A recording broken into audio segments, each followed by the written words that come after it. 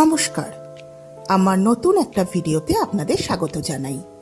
আশা করছি আপনারা সবাই খুব ভালো আছেন আর সুস্থ আছেন। আগের দিন আমরা ইকিয়া থেকে চলে এসেছিলাম সাউথ নরওয়ের সবচেয়ে বড় শপিং মল সরল্যান্ড সেন্টারে। এখানে প্রায় 165টা দোকান, ক্যাফে আর রেস্টুরেন্ট আছে। পার্কিং এখানে একদম ফ্রি আর বাস স্টপ মলের সামনেই আছে। এখানে দোকানের মধ্যে H&M, নর্মাল, এলশপ আরও নানা রকমের দোকান আছে। তাছাড়াও বাচ্চাদের খেলার মতনও অনেক জায়গা আছে। চলুন আজ এই শপিং মলে ঘুরতে ঘুরতে আপনাদের সাথে শেয়ার করি নরওয়েতে যখন আমরা প্রথমবার এসেছিলাম ইন্ডিয়া থেকে, তখন আমরা কি কি অসুবিধার মধ্যে পড়েছিলাম, আমাদের অভিজ্ঞতা কেমন ছিল। প্রথমেই বলি, আমরা যখন নরওয়েতে এসেছিলাম প্রথমবার, সেটা ছিল এপ্রিল মাস। ইন্ডিয়ার 35 থেকে 40 ডিগ্রি টেম্পারেচারে থেকে এখানে এসে উইন্টারে -20 থেকে -25 পর্যন্ত টেম্পারেচারে গিয়ে একটু অসুবিধা তো হয়েই ছিল। উইন্টার জ্যাকেট, থার্মাল ওয়্যার এইসব জিনিস ছাড়া বাইরে বেরোনো অসম্ভব, কিন্তু এখন এটা অনেকটাই অভ্যাস হয়ে গেছে। দ্বিতীয় হলো ল্যাঙ্গুয়েজ ব্যারিয়ার। নরওয়েতে প্রায় সবাই ইংলিশ বোঝেন, বলতেও পারেন, কিন্তু এমন অনেক কাজ আছে যেখানে নরওয়েজিয়ান জানা থাকলে আপনার অনেক সুবিধা হয়। যেমন চাকরির ক্ষেত্রেও আপনি যদি কোনো একটা জব করেন আর সেটা সুইচ করতে চান, অন্য জবে যেতে চান, তাহলে নরওয়েজিয়ান জানাটা আপনার একটা প্লাস পয়েন্ট আর আপনার অনেক সুযোগও বেড়ে যায়। তাছাড়াও সুপার মার্কেটে, পোস্ট অফিসে, মেডিকেল অ্যাপয়েন্টমেন্টে সব জায়গাতেই ভাষা না জানা থাকলে একটু কনফিউশন হয়। 3 নম্বর হলো ফুড হ্যাবিট, যেটা ইন্ডিয়াতে আমরা রুটি, ডাল, সবজি, ভাত এইসব খাই, কিন্তু এখানের মানুষজন পাস্তা, ব্রেড এইসব বেশি পছন্দ করেন। এমনও হয়েছে প্রথম নরওয়ে আসার পর প্রথম 6 মাস দুপুরবেলা আমরা শুধু ব্রেড, পাস্তা, চিজ এইসবই খেতাম, কারণ আমরা তখন অফিসে থাকতাম আর অফিসে এইসবই অ্যাভেলেবেল থাকতো।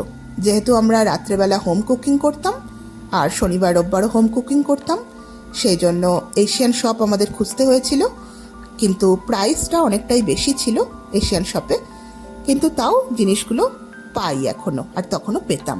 আরও একটা ইন্টারেস্টিং জিনিস হলো, এখানে অনেক মানুষ কাঁচা মাছ খান, যেমন সুশি এইসব খান রেগুলারলি, যেটা আমার জন্য অনেকটাই আনইউজুয়াল ছিল।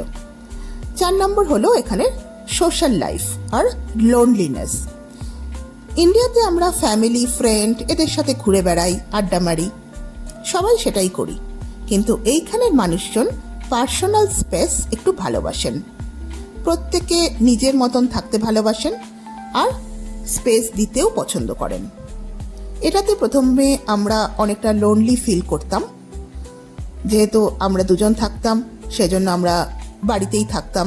কমিউনিটি পেতে একটু সময় লেগেছিল, ইন্ডিয়ান গ্রুপ, কোনো বাঙালি বন্ধু এদের পেতে সময় লেগেছিল, তাই প্রথম একটু লোনলি থাকতাম বা লোনলি ফিল হতো। নেক্সট হলো এখানে সিস্টেম। নরওয়েতে কোনো কাজ করতে গেলেই পেপার ওয়ার্ক লাগে, যেমন residence permit, bank account, ID number, এই সব কিছুতেই অনেক বেশি পেপার ওয়ার্ক লাগে। আমার কেসে তো প্রথমে আইডি নাম্বার পাওয়ার জন্যই 3 মাস ওয়েট করতে হয়েছিল। কিন্তু আরেকটা জিনিস বলবো যে এখানের সিস্টেম কিন্তু অনেক বেশি অর্গানাইজড। যেহেতু আগে প্রথমে জানতাম না, তাই একটু অসুবিধা হয়েছিল, কিন্তু এগুলো জানা থাকলে অনেক সুবিধা হয়। তারপরে আসি এখানে ট্রান্সপোর্ট আর লাইফস্টাইলে। এখানের পাবলিক ট্রান্সপোর্ট খুবই ভালো। এখানে আমরা এসেছি কাজু বাদাম কিনতে। 2 প্যাকেট মানে 2 কিলো কাজু বাদামের দাম 270 ক্রোনার, যা ভারতীয় টাকায় প্রায় 2000 টাকার মতো। এই দোকানটা থেকেই আমরা নর্মালি কিনে থাকি কাজু বাদাম, কিশমিশ, আরও অনেক রকমের জিনিস আছে এখানে, নাটস থেকে শুরু করে সব কিছুই আছে। যাই হোক, যেটা বলছিলাম, এখানের পাবলিক ট্রান্সপোর্ট খুবই ভালো, কিন্তু সাধারণত সবই ফিক্সড টাইমে কাজ করে। এখানে সবাই ফিক্সড টাইমেই কাজ করতে ভালোবাসেন, তাই রাত্রেবেলা 9টা 10টার পরে রাস্তা অনেকটাই খালি হয়ে যায়। ইন্ডিয়াতে যেখানে সব সময় রাস্তাঘাট জমজমাট থাকে, কিন্তু এখানে একটু সব কিছুই শান্ত, একটু স্ট্রাকচার্ড। এই সব অসুবিধা ছিল, কিন্তু সঙ্গে সঙ্গে আমরা এখানে এসে অনেক কিছুই শিখেছি। এখন আমরা চলে এসেছি উপস সুপার মার্কেটে। কিছু জিনিস কেনার আছে, যেমন দুধ, ডিম। এখানে দেখুন 5টা ব্রেডের দাম 30 ক্রোনার বলছে, যা ভারতীয় টাকায় প্রায় 150 টাকার মতো। আর কিছু আরও জিনিস, যেমন আমরা খুব তাড়াতাড়ি ইউরোপ ট্যুরে যাচ্ছি। এখানে কয়েকটা চিপসের প্যাকেট আছে, দেখা যাক দাম কেমন। দুটোর দাম 40 ক্রোনার, 2 প্যাকেটের দাম, যা ভারতীয় টাকায় প্রায় 320 টাকার মতো।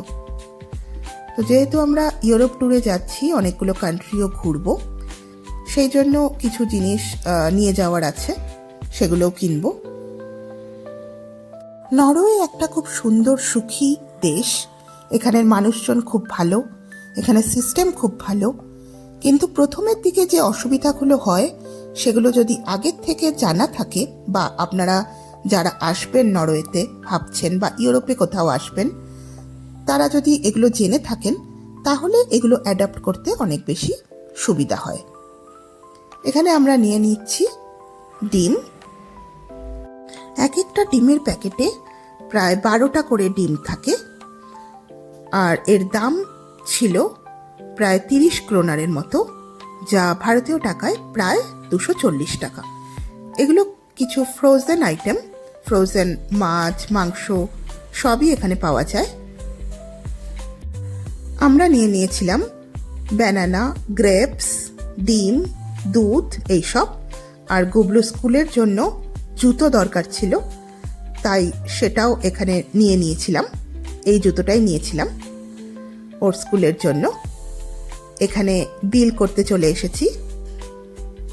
আমাদের টোটাল বিল হয়েছিল প্রায় 350 ক্রোনার মতন, এই সব কিছু নিয়ে, যার দাম ভারতীয় টাকায় প্রায় 2600 টাকার মতো।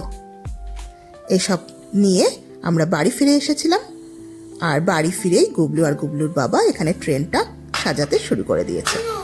চলুন আজকের ভিডিওটা এখানেই শেষ করছি, দেখা হবে পরের একটা ভিডিওতে। টাটা।